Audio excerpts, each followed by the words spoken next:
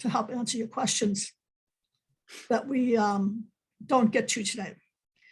So Janet and I came up with a presentation that is in keeping with the theme of the day, but again, it is not specifically designed to limit your choices to native plants. We do encourage, of course, the use of them from an economic as well as a environmental perspective. But the focus today is going to be on design. And design is a marriage of man and art and nature. We work together in Arlington, and as you heard this morning, we only have about 9% natural areas in our parks and other areas. And so it is imperative that the burden, that we take up some of that challenge of providing green spaces that feed and shelter and provide nurture to our native insects and birds. The fight against stormwater runoff is also real. And the need to plant trees to reach a 42% canopy goal also lies mostly in the responsibility of the goodwill of residential homeowners and managers. Work has to be done to increase the use of impervious surfaces like rooftops for growing natives and for being smarter about how we manage the land that we have stewardship over. We're going to start out today talking about the difference between a conventional and sustainable landscape design. And I think in the almost 15 years I've been here, there's been a huge change in how we think about landscape management and how we approach the use of the land that we have stewardship over. First of all, a landscape needs to be effective. It needs to be maintainable. People are planting much fewer acreage of grass in favor of lawn grass in favor of other things. And the planet needs this. We need to move on and use our land in a slightly different way to make it be more and be all it can be to other creatures, okay? Conventional landscapes traditionally have required the regular application of water, drinking water, otherwise couldn't be conserved. We typically throw our garden trimmings away in a landfill instead of returning it to a compost pile or returning it to the soil. Fertilizers, synthetic, are typically needed to support healthy plant growth in this kind of setting because the soil and the organic matter in the soil is not sufficient to support healthy plant growth. The use of site structures and materials is not a priority, and we need to change that too. And of course, we need to keep water on the landscape. Designs are created in the conventional landscapes often without regard for site conditions. And the design in a sustainable landscape is intimately linked to the place and its natural conditions, the soil, the water conditions, the light levels, and so on. So there's some things that we have to do, work that we have to do. And Janet and I had some discussions about what is a sustainable landscape, and that means different things to different people. The picture, of course, is a infrared heat photo of a typical urban landscape, and you can see that the darker the colors, the oranger the colors, the more heat is retained on a summer day. Much cooler is the inside of the cars that are shaded, the trees, of course, which are emitting carbon dioxide and moisture into the air, and of course the sky. And so this, if you ever need an advertisement before planting more trees to reduce the urban heat island effect, this is it. But a sustainable landscape has to provide clean air, clean water. It has to build healthy and fertile soil by returning carbon back to the soil. It needs to capture and store water for reuse as we are able to do so. And at the same time, we have to make sure that our soil doesn't erode off of our hillsides. The heat island effect is a very real thing. And of course, as you know, the early settlers of Washington, D.C. escaped to the hills of McLean to be able to get away from the heat of the city in the summertime. But the sustainable landscape has to support habitat for wildlife. And Matt's excellent presentation this morning was more of an advertisement for this than I can ever make. But also it must support human health and well-being and happiness. So I hope that as we go along here, you will keep these concepts in mind. One of the important things in this presentation is that we want you to understand why you need to begin with the design process. Putting native plants in the landscape is not just about saying, I'm going to reduce my lawn and put more native plants in.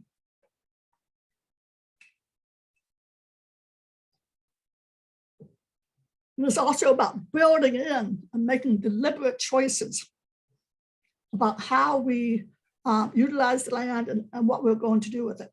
We want to make sure that what you design will not only increase home value, but give you many years of enjoyment, as well as satisfy the needs of your family. One of the burdens of helping people, not burdens, that's the challenges of helping people, is that folks feel intimidated by this process and say, well, I can't do landscape design. Yeah, yes, you can. Yes, you can. You don't have to choose a professional to do this, but it helps sometimes to have a professional help you get started. We're here to tell you that you can do something like this, okay? You can make these choices and understand the steps. This presentation today is about how you are going to decide what to do with your spaces, what you're going to do with your resources, your financial resources, your time resources, and so on, to make sure that you are doing a great job with this landscape design business. First of all, we're going to talk about these principles. So, a landscape needs to be functional and useful for everybody in it. It should be visually pleasing and cohesive. The materials that are used should be used throughout the presentation of the landscape, and again, the flow of water and the amount of sunlight, the quantity of tree canopy, plant selections. Those are all choices that you have control over. And as we make these choices, we also have to keep in mind the environmental impact of them and what can be the best possible selection for the space. It can feel overwhelming sometimes, but making an environmentally friendly landscape is oftentimes as simple as as just increasing the number of native plants you have on your landscape. You heard Matt talk about a 70% goal. Well, it is a goal. It doesn't mean you should rip out everything on your landscape in one fell go and replace it, because you would then have problems with erosion. You would have problems with many other factors that will disrupt your life and that of the environment around you. But there's no question that urban landscape challenges present unique conditions that add complications. Property lines, zoning regulations, HOA requirements, and so on. But the picture on the right is an installation in the backyard of a friend who has a rain collection system for reuse in his garden. And you can see that the downspout is connected to a pipe which runs down here through, I'm not using, can you see my pointer now? Okay, it kind of comes down here, comes out here, and runs down through the pond on the bottom. Nope, I didn't want to do that yet. And collects the water here, overflow comes out here, and this reservoir of water is used then for irrigating the lawn, the landscape, okay? So it's a really interesting, there's lots of different ways to do this. Everything from having a rain barrel to having an underground cistern that can supply these water needs.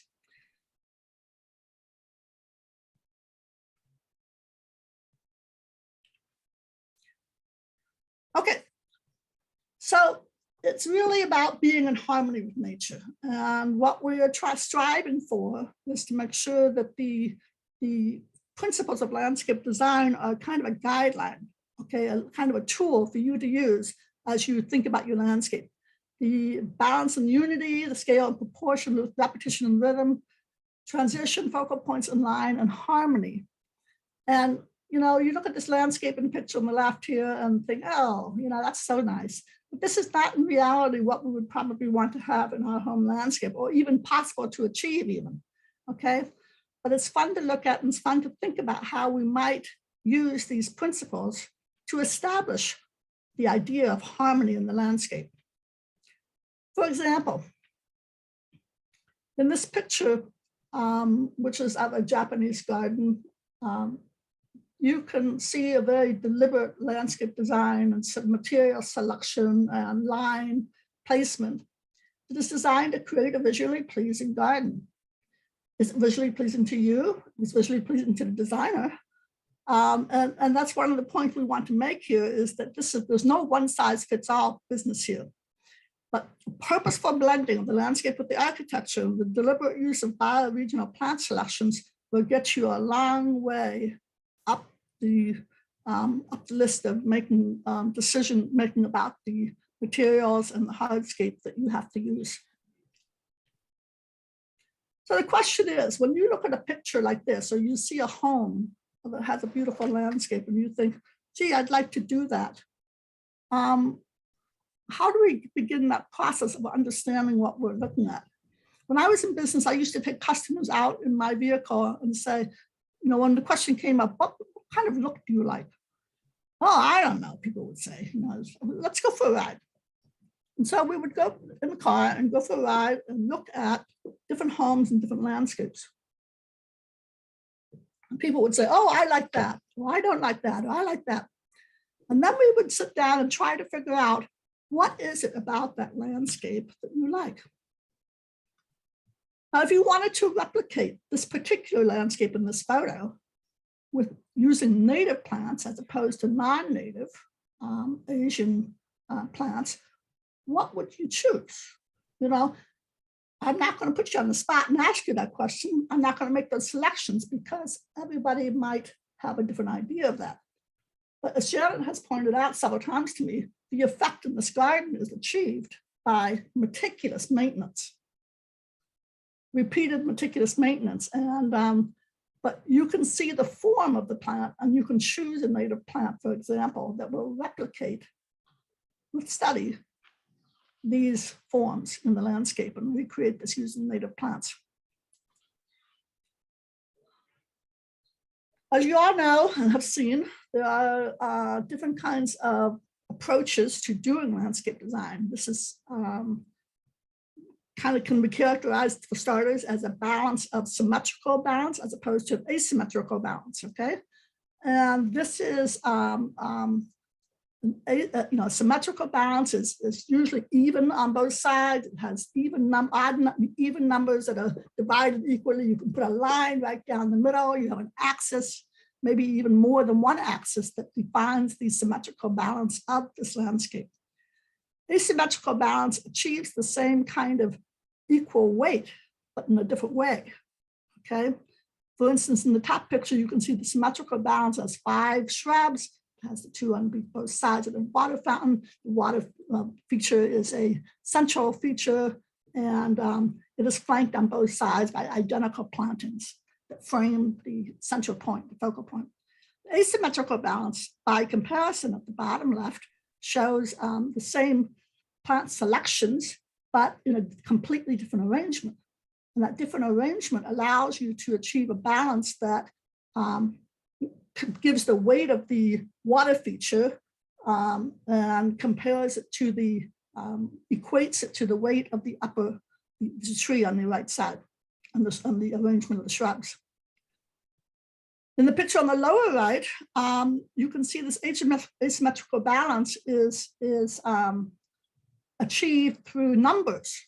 Okay, you have one large tree here and other associated plantings balanced with a mass of plants on the left side.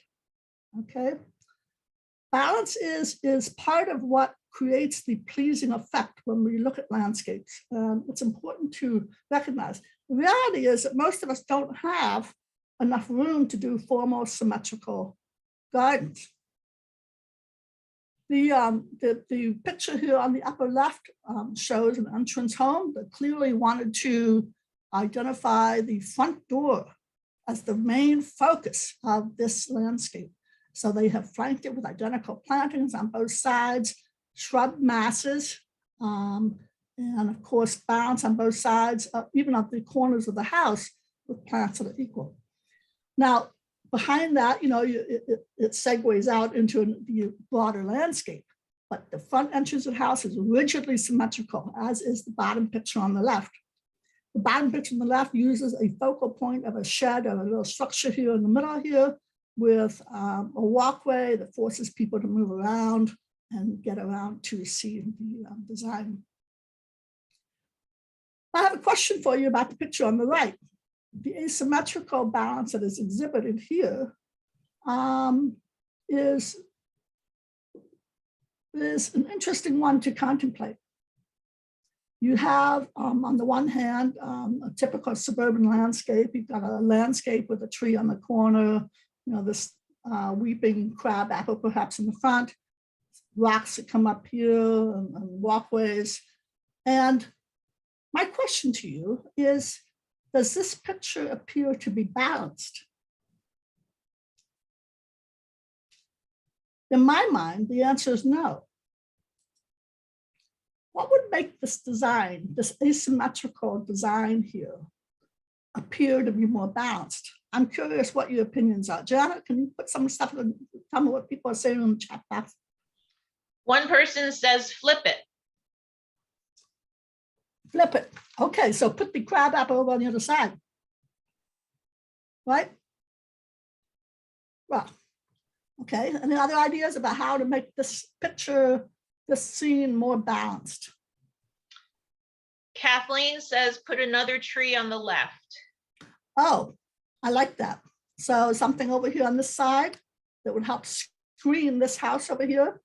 Maybe even a heavier tree here on the corner to be the corner planting. Another suggestion is to place a dividing hedge with the neighbors. Well, that's a good idea too. And we all live pretty close together. And the idea of shared landscaping and shared views is an ideal to be established. Too often it is not achieved, but in a working relationship, a good shared visual landscape works for both neighbors. Thank you. Okay. Let's talk about scale and proportion for a second. On the upper left, we have the Taj Mahal or something like that. And we have an advertisement for a building that minimizes the landscaping, or at least has taken the landscaping at a very early stage of its development and placed it out here. Completely out of proportion to the size of the building. And obviously more trees are needed, and large trees, heavy trees and heavy plantings of trees would help balance this massive structure. Notice the asymmetrical, some aspects of the design are asymmetrical, but predominantly it is a formal approach with an attempt to maximize the grandeur of the building. On the bottom left is a picture of a poor little house that is surrounded by trees that were planted maybe 50 years ago that have gotten way out of proportion into size to the building. The ideal size would be for a corner planting would be about 2/3 the height of the structure. Taller trees should go towards the rear of the property. And of course, the lack of scale, the lack of attention to scale can make the place feel out of balance, the landscape design feel out of balance. And I want to talk about scale a little bit more as we go along, but scale, if you have an area which is 16 by 20 to work with, as per the exercise of the class, your scale choices, your choices in plant material in order to keep in scale to those proportions are going to be a little bit different than if you have 3 acres or even a 1/4 acre to be able to work with, okay? The size of the plant material must be in proportion to these, not only the size of the structures in it, but also the size of the space that you're working with. All of us have seen little miniature gardens, little miniature, tiny little mosses and miniature hostas. And the scale of those are not only in proportion to the space and the attempt to create this miniature garden, but also they're in proportion to each other, okay? And plant selection should be you should be very aware of plant selection when you're doing design to make sure that the mature size is going to be in keeping with the scale of what you hope to achieve. Repetition and rhythm can be achieved in plant material, can be achieved in hardscape material, can be achieved with color. It can be achieved with forms of plants. And you can see in the picture on the left side, the forms of the plants, the rounded shrubs are repeated over and over and over and over again in the landscape. The colors are replicated, and of course the whole color tone is repeated throughout the entire landscape.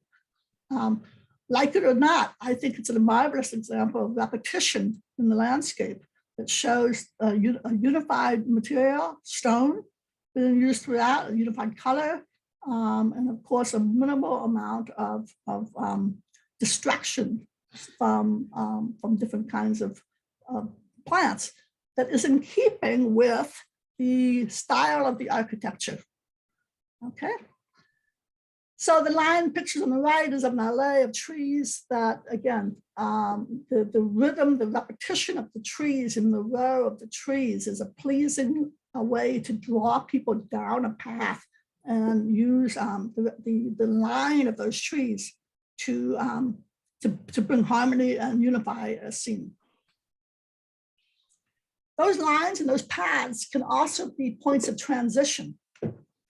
Some of the tips and tricks that you can employ to accommodate effective transition include moving from small to large plants, as in the upper left picture. You have a transition from smaller plants in the front to larger plants in the background, and it works. You know, it's going from a fine texture to a coarser texture to a much coarser texture in cases. And of course, this is determined also, the layout is determined by the background as well. There's no windows, you know, your doors, you have to take that into consideration too. Transition and lines and beds can take you from point A to point B, of course, you know, they are pathways. They are intended to move you through the landscape, and the transition of, say, for instance, the small to the large up here in this upper picture keeps the eye moving through that landscape and doesn't allow it to stagnate on that.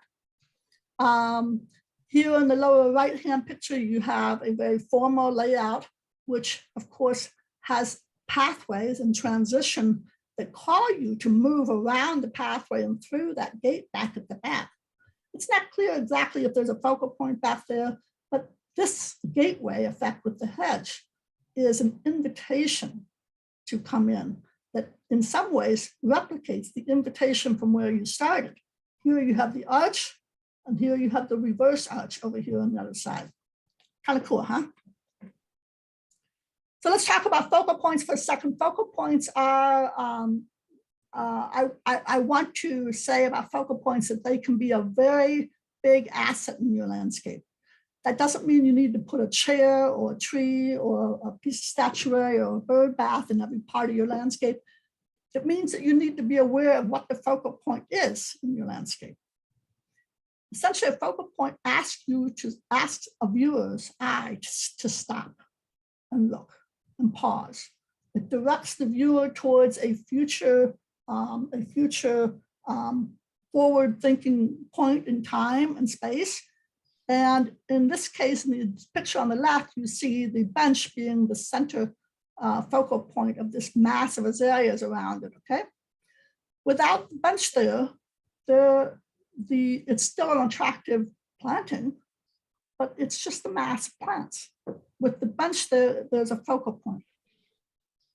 The picture on the upper right shows a lovely little statue of a girl in the garden, which is surrounded by bedding plants, and of course the massive green behind her.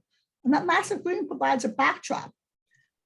What if you had a native deciduous holly there instead with all the red berries in the wintertime? That would focus as a change in texture. It would show in the summertime, it would focus as a change in color in the wintertime, and that massive green behind it would give you the backdrop for that focal point. So a focal point could be a tree, it can be a unique plant, it can be a piece of statuary, a bird bath, whatever you want it to be. But try to think about what do you want people to see, and where do you want people's eye to stop when they look at your landscape. That failure to provide a focal point is sometimes hard to rectify. In this case, and in my opinion, there is no focal point here in this landscape. And could they have created one? I don't know. What do you think? Where would you, if this was your front yard and your walkway leading out to your parking area over here, what could you do to create a focal point in this picture that will add harmony and cohesion to this image?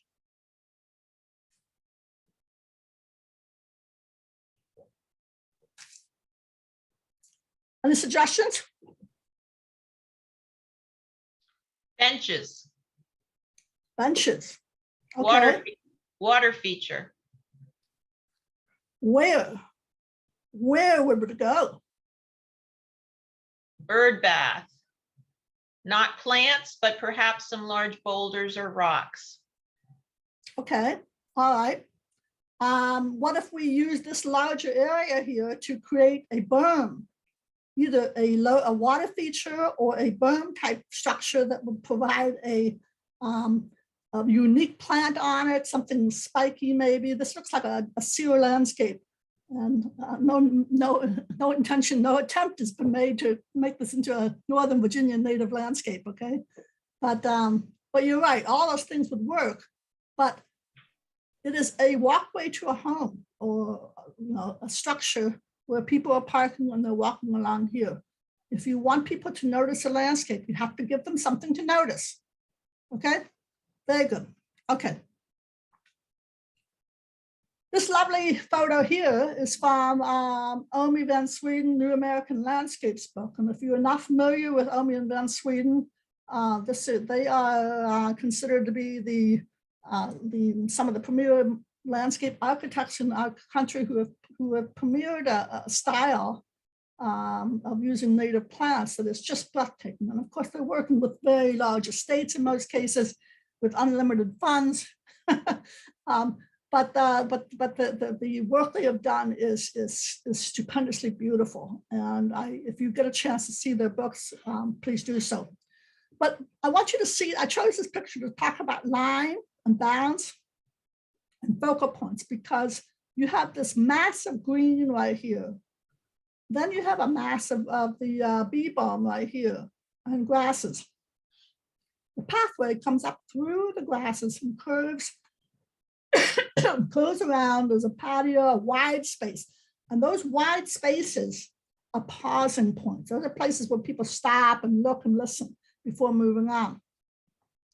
But the clear focal point, even if it's slightly indirect, is beyond all this stuff. The focal point is beyond. Your eye is drawn through the landscape, through the trees, to these houses and these doorways here. And the effect of creating this baffle is very powerful, because it gives you layers upon layers upon layers of masses that increase interest, visual interest. I've seen this done with masses of river birch, where people you could see the house, you could see the focal point through the trees, but you couldn't get directly to it. I've seen it done with service berries. So a kind of an island effect that people have to move around to get to where you want to go is a very effective way of using trees in the landscape. So let's talk about line, tips and tricks for lines. I want you to make deliberate choices when you do design work. Design work should be about saying, I want this effect and I want to create this and I want to know how to do that. But every line, every feature that I put into that landscape needs to be a deliberate choice. What am I doing and why am I doing this, okay? In this case, you have a pathway, traveling through to a focal point to another area. There's another area back here in the shade, right? And this pathway is informal. It's not intended for heavy traffic, but it works that way.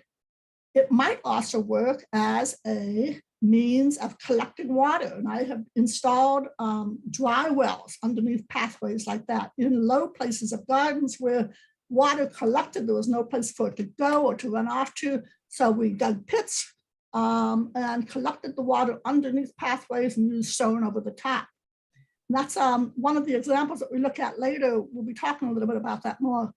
But the notice a transition from the stone to the low ground cover to the taller pink flowers up to the side of the plantings here. So lines should complement the architecture of the house, and lines should be deliberately chosen to accomplish a purpose. Is it taking, you want people to use it to take you to someplace in the garden? Is it a pathway? Is it a line of a bed? What is it? What is the purpose of that line?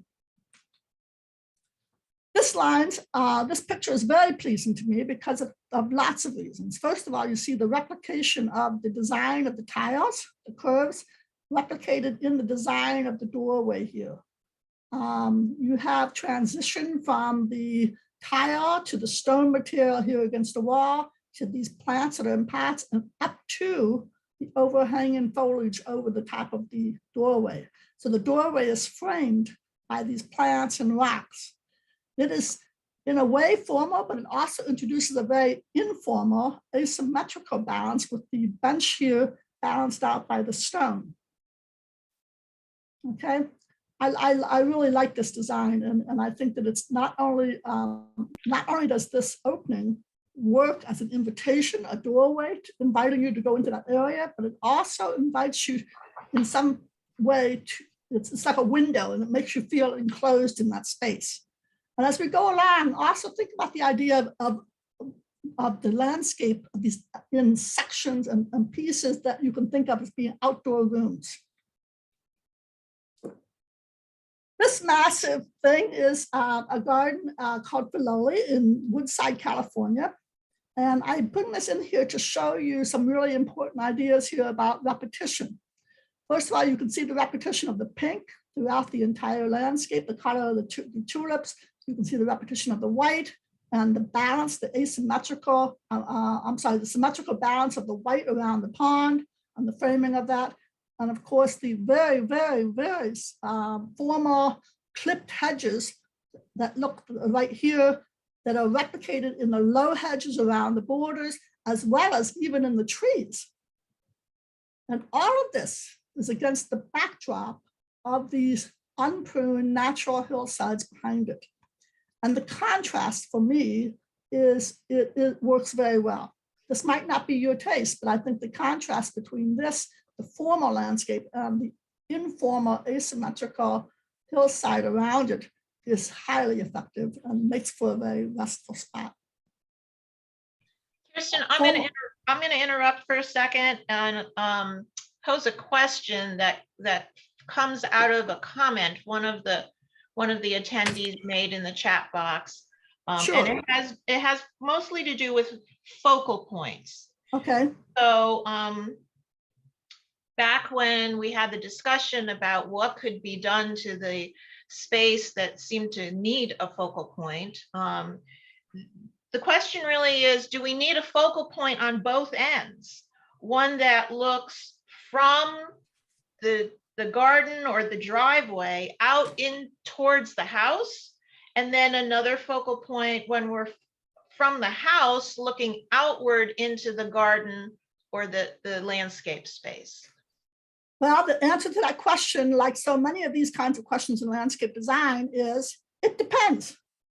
It depends what you want the eye to see. What do you want your visitor to see? What do you want to see when you look out your window? I've worked with a lot of people who describe what they wanted to do, and basically it consisted of doing these extensive beds around the house. And my answer to them is, who are you doing this for? Are you doing it for you, for yourself, or are you doing it for your neighbors? And if the answer is, if you're doing it for yourself, then let's put something out into the let's make a bed that is focused out in your property lot, in your property somewhere that you can enjoy the view from your home. So if you want to direct the eye and traffic in a certain way, you will make a focal point that is oriented to that pathway. Okay, no matter whether you have which direction that pathway wants to flow, the focal point will orient the eye and direct the eye and the person that is following it to where you want it to go.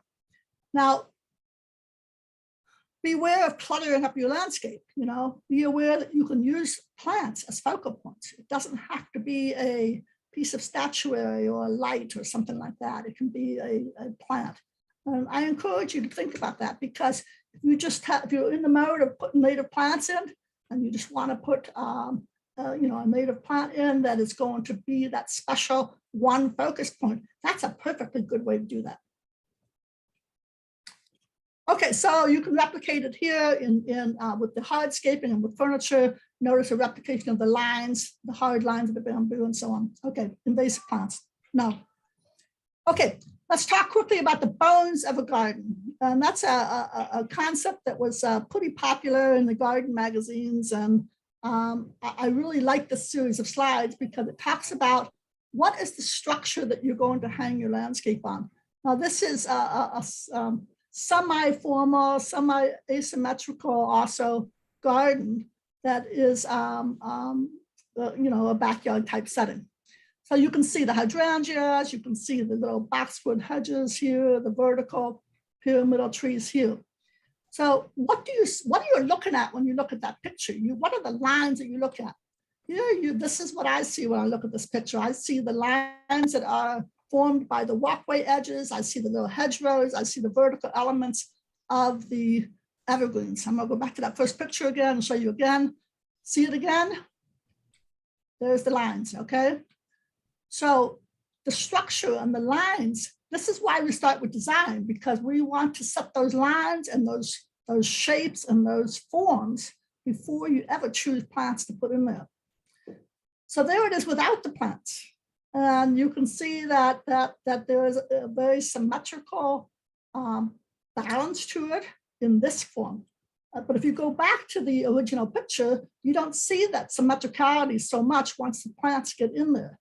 But what you have now is you have what's called the bones of the garden. Okay, and the bones of the garden are very important in the wintertime and in seasons when there's not so much to look at. The bones form the lines and the forms that form the outline of your gardens are going to be what carries you through the next season. Okay. Make lines work for you. As many of you may be living in very small townhouse type situations. You need to make those lines work for you. If you only think in terms of left and right and forwards and backwards, you will not have as much space to work with. If you turn your designs on a diagonal, you will end up with spaces that work much better, especially in asymmetrical design, going from one space here to this space to this. The eye moves from here to here to here and then up to this patio area. Over here on the left, you have the same sort of situation. You've got an entrance here. The first thing you see when you come in that entrance is this planting right here. Okay, so you come in here. The next thing you've got to do is you've got to walk across that grass or on the pathway, and you're going to pass here. So the diagonal lines work really well for very long, narrow townhouse gardens. And you can see some of these examples at Green Spring in Fairfax County, where they have done some of these small urban gardens. I want to talk about this because this is a similar type of garden. It happens to be a picture from the second floor of a townhouse garden surrounded by fences. The dimensions are about 16 by 25 or something like that. There is not a single native plant in this landscape. So if you begin the process of replacing your non-natives with natives, what you have to first analyze is what is that plant doing in the landscape, okay? Here we have hydrangea, we've got crepe myrtles here, we've got nandina over here, we've got masses of azaleas. There's fillers of liriope and hosta.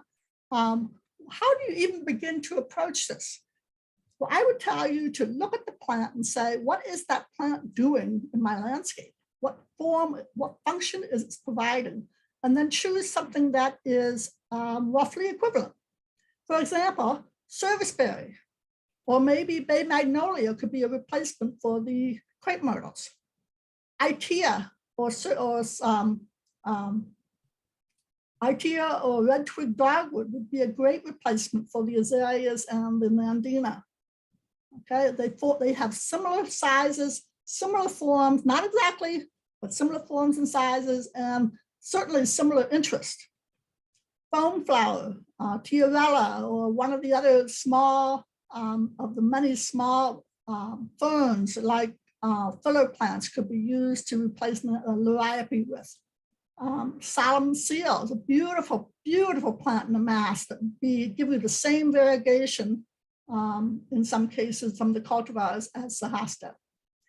Maryland dwarf, if you're not familiar with this plant, I'm very excited about it. Maryland dwarf is a cultivar of American holly. And it would be an interesting plant to put right over here to replace that, the hydrangea with. So you have to understand the sizes of the plants you're replacing and understand the sizes and forms of the plants that you want to replace them with.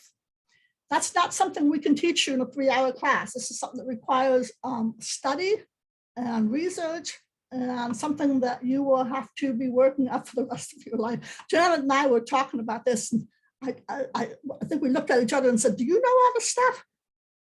We said, no, we're still learning. Okay, so this is a lifelong passion for some of you, and I hope that this will spur you to do things like replacing your non-native plants with something that provides more visual interest. Kirsten, So if you quickly here, Kirsten, if you yes. could flip back to that same slide for 1 second. There was a comment in the chat box that one person was surprised that some of the plants in the non-native list that they thought were natives. And I'll just comment to say that there are a couple of those, those are very general names, and there are certain species of some of these plants that are native. There are native azaleas. There is a native hydrangea. So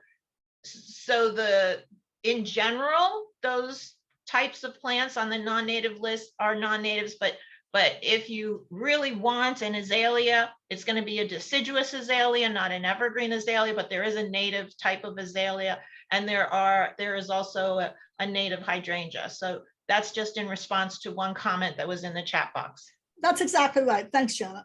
Thanks, Janet. Okay, I think we're about to get kicked out, but this is, we have some elements of design we want to talk about, and your primary and secondary elements of design that can be put to work in your landscape and your plant selection. Some of these things involve the use of time. You have to understand that, for instance, that the bluebells in the picture on the top left are going to be ephemeral. They're going to bloom in the springtime, they're going to give you a nice cover, and then by June, they're gone. They're gone. You need to understand that the cone flowers in the upper right picture are going to be really small at first, and they're not going to enlarge to their full size until about 3 years have gone by. So you need to take that into account. The picture on the lower right shows a winter picture, and of course the transition from season to season over time and the growth of trees is very important too. And of course that lovely Amsonia on the bottom left, these are plants that change dramatically from the springtime growth to the fall. And those kinds of changes over time should be accommodated. Especially, you need to be aware about the form and size and time changes of trees that are planted in the landscape. And here's 3 different kinds of trees. They're very large, but they have roughly the same size, but they have very different effects in the landscape. 3 trees, and if you need to make sure that you're aware that if you choose to plant large trees, that you're taking into account the location of them relative to underground as well as overhead utilities. Take them into account where your things that are not marked by this utility are, things like dog lines and irrigation lines. And of course, where it is in proximity to the property line. Some of the most anguished calls I get from people who say, my neighbor is cutting the branches of my tree off. And the law says that if the branches are hanging over the neighbor's property, he has the right to cut that. So make sure that you have the proper plant selection. Build contrast. Yes. Kirsten, you have only about 6 minutes left. Okay, we'll do that. We want to make sure that you build contrast into your design for visual interest. The pictures here show combinations of plants that not only vary in texture, but in color and height. So keep that into your mind when you do your plant selection. You want to mask plants for the best effect, but you also want to do transitions from one type of plant to another. On the lower left, you see the coarseness of the ferns in contrast with the repetition of the coral and peach-colored flowers. And of course, the masses of plants like this are replicated in the picture on the right side too, where you have masses of plants in a color block type of design, which usually works very, very well. Texture is very important in the landscape to maintain interest. There's another picture from the New American Garden, Arlington, Sweden. And of course, the masses of these plants are on a scale that, for instance, is very, very different from this particular picture here. The scale of this image, works very well because it transitions up to trees and so on. Okay, we'll come back in a few minutes, but I just wanted to show this last picture of Green Spring Gardens Park at Fairfax. Note the contrast in the texture and the repetition, the form, the principles of landscape design that you see in this collection of plants. You've got vertical elements, the liatris, the grasses, the hibiscus back here. You've got massed elements like the e-balm here, and of course the coneflower. And you've got repetition of color within a family that works very well, but you also have enough variety and you have enough texture differences between this and this and this over here to provide visual interest and keep the eye moving. So Kirsten, yes, Janet, how about we take the last 5 minutes of this session? If anybody has any questions on anything you've presented so far, at 11:05, the room will close. We'll go on a 30-minute break and resume here at 11:30. So any questions from anyone?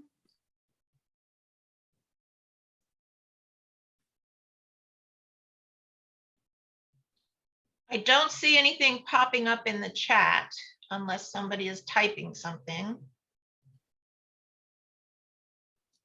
Well, that's good. I'm glad everybody's getting it. We have to.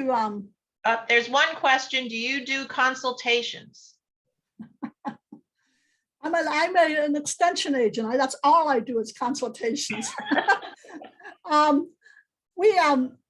Each of your counties has a master gardener program. Okay, and if you cannot get the answers that you are looking for from somebody local who will come out, there is a program called Audubon at Home, which will come to your home and help advise on plant selection for a native plant, for native habitat, for wildlife habitat. Some other master gardener programs do have programs where they come out and do lawn work with you. Prince William County does that. Can help you, advise you on how to reduce the amount of lawn you're maintaining. I've said before, I'm happy. Everybody has my email address. So you're always welcome to contact me or to contact the Master Gardener Help Desk. And Janet's going to put the Master Gardener Help Desk information in the chat box, which is for our next session. There is a question about whether you're going to be finishing after the break. And I think it's just to clarify, this particular session is a 3-part session. So we actually aren't going to finish until 2 o'clock. We've got a lot more slides to go through, and we'll intersperse it with questions. And then at the very end, we have 2 case studies based on information that was submitted by 2 of you. So we will be continuing. There's not really an end until we get to about 2 o'clock. Thank you. See you after break. So one more question I'll just squeeze in, actually, that kind of goes to your next slide on color, Kirsten. If Okay. the question is, in what instances would you use hot and cool techniques? I'm sorry, one more time. In what instances would you use hot versus cool techniques? Oh, well, that's a good question. You know, if you have a very large space that you want to bring closer to you, if you have a long, narrow landscape and you want to foreshorten that effect, you would use hot colors at the distance, at the far distance, to be able to draw that in closer to your eyes. You know, it doesn't, you know, it's psychological, you know. Your eyes are attracted to hot colors, and it makes the space seem smaller. If you have a very short, not a wider property, and you want it to appear longer, you might use cool colors to accomplish that by putting cool colors, things like greens and whites and silvers, at the far distant image to create that effect. Okay. The other thing that you can use hot colors for is as accent colors.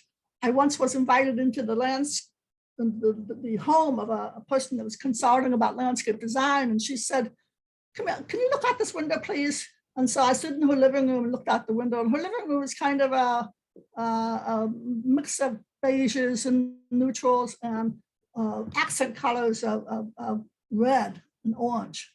And she said, "Can you replicate this landscape and these colors by putting those accent colors out in the landscape?" And I said, "Well, sure, of course we can." So she wanted to draw the landscape into connection with her interior design. And I thought that was a very interesting idea. I'll just add one comment. Keep in mind with color that color will change depending on the amount of light that it gets. So that the same color plant may look very different in a part shade situation underneath a tree where it gets dappled light versus out in full direct sunlight. So you're going to have to not just rely on the color that is in you know, in the plant tag, but think about how it fits in the landscape where you're installing it with sunlight and around other plants. White is commonly used to kind of brighten up a dark landscape, or for gardens that you want to enjoy in the evening. So color is not to be thought of in just the abstract, but in the context of the environment. Blues and lavenders also can work as cool colors, and blue flowers are some of my favorites, but they don't show up well at nighttime, and of course they blend well with any of the silvers or greens, so it's generally considered a cool color.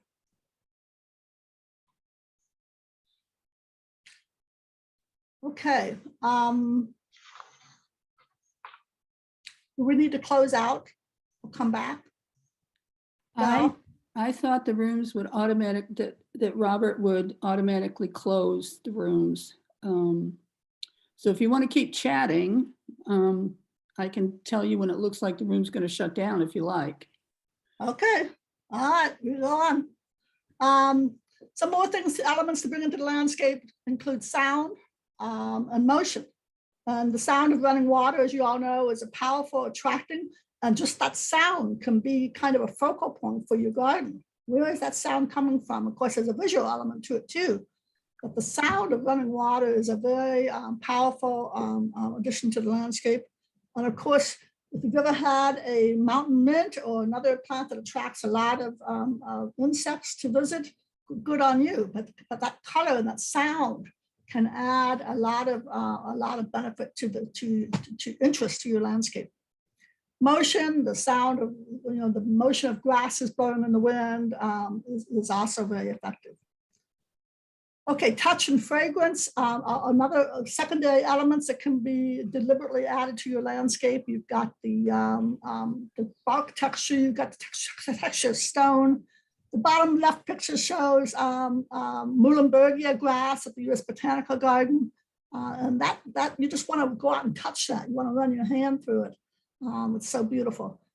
If you use plants for aroma, if you want the scent in your garden, you need to be aware that the plants, like the herbs, can do that for you, but they do best in full sun. And so the use of them in the garden is to release the aromatic oils which are in the leaves. There's nothing like the witch hazel that blooms in the springtime for the early flowers. And of course, that scent can add a whole nother element to the appreciation of the garden.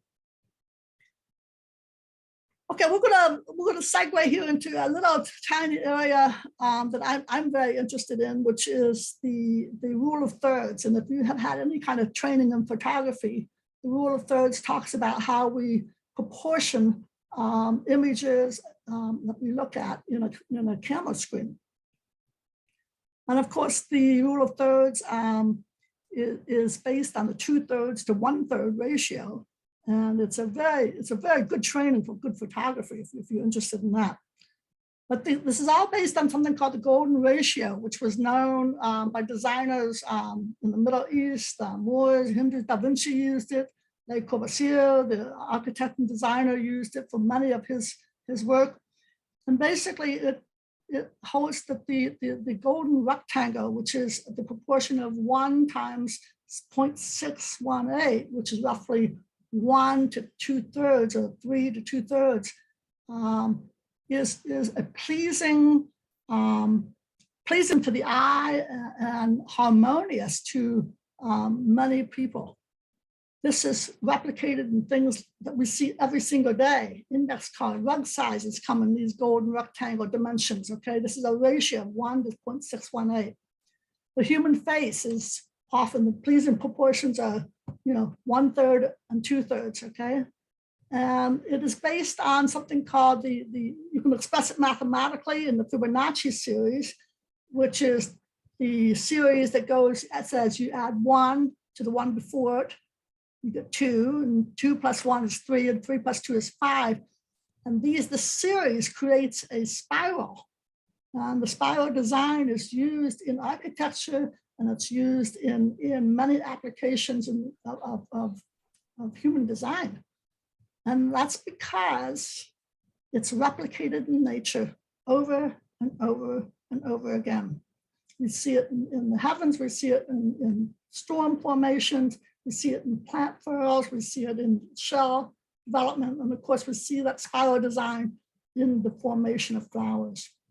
And the spiral it's not universal, but it was designed, it was perceived by designers as being strong and vital and replicable. And this is why we see it so often. So in landscape design, this is sort of an asymmetric design review. That rule of the thirds and the use of odd versus even numbers helps to create this ratio, these proportions, okay? Odd numbers can replicate ratios. For instance, if you have 3 plants to 1 plant, 3 plants to 2 plants, odd numbers form the basis for not only the grouping sizes, you can use those odd numbers to plan plant height. You can use those odd numbers to design the size of landscaping, hardscaping, relative to the beds around it. And you can use this ratio to add features. The height, all of us who've had flower arranging class know about these ratios, these spacing too. It's a use of diagonal symmetry that encourages movement of the eye and brain, and those odd numbers help to form that basis for the diagonal symmetry. Okay. Take out a piece of paper. Take a little break here. You have a space. And during break, you can do this exercise. You have one 6 by 8 foot by 6 by 8 foot tree. You have 3 shrubs that are roughly 3 by 3 or 4 by 4. And you've got 8 1 to 2 foot shrubs or perennials that you're going to use to make this design. Arrange them on your piece of paper using the golden rule or the golden mean and this rule of 3 to create an asymmetric design. How would you arrange this? And during break, when we come back from break, I think that we will look at some of these and I will show you the difference between what this actually means in application. Okay, see everybody at 11:30. Thank you.